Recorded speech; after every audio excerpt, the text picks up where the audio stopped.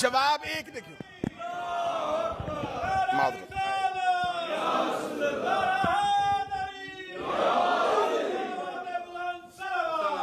اللہم صلی علی محمد.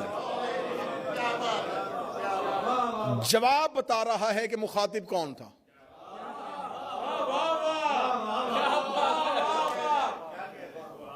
تو انہوں نے تو بول کے خود ثابت کر دیا.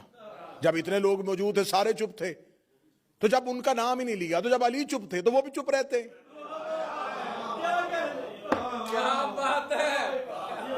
اچھا علی نے کاغذ قلم کیوں نہیں دیا, اس بات میں بحث بعد میں کریں گے. پہلے یہ بتاؤ علی نے انکار تو نہیں نہ کیا.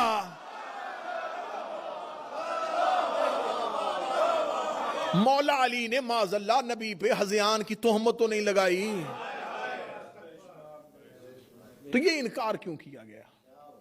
دوسری ایک اور سکالر اٹھا, اس نے کہا دیکھیں یہ بات شیعہ ذاکرین کرتے ہیں اور شیعہ علماء کرتے ہیں, لیکن انہیں یہ بتانا چاہیے اپنی قوم کو کہ جب رسول اللہ یہ حکم دے رہے تھے تو جب رسول کو پتا تھا, عالم الغیب تھے. شیعہ تو کہتے ہیں نبی کے علم غیب کے ماننے والے ہیں, تو یہ نبی کے علم غیب کے معتقد ہیں, تو پھر ان کو یہ ماننا چاہیے کہ جب نبی کو خبر تھی کہ مجھے کاغذ قلم نہیں دیں گے تو نبی نے مانگا کیوں.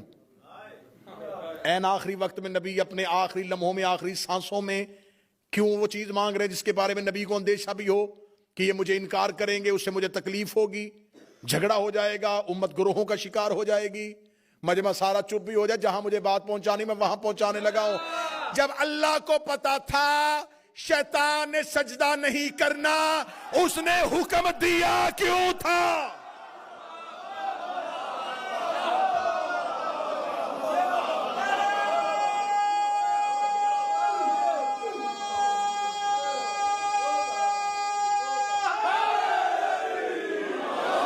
ہم نبی کے علم غیب میں بعد میں آئیں گے کہ نبی کا علم غیب جو ہے وہ کوئی فرقہ مانتا ہے, کوئی فرقہ نہیں مانتا, لیکن اللہ کو عالم الغیب, ہر لا الہ الا اللہ پڑھنے والا مانتا ہے کہ اللہ غیب کا عالم ہے, اللہ غیب کا علم رکھنے والا ہے, وہ غیب کے سارے پردوں سے واقف ہے, وہ غیب سے سارے رازوں سے واقف ہے. جب اللہ کو پتا تھا کہ فرشتوں کی محفل میں ایک ایسا بیٹھا ہے جس نے انکار کر دینا ہے, تو اللہ نے سجدے کا حکم کیوں دیا تھا.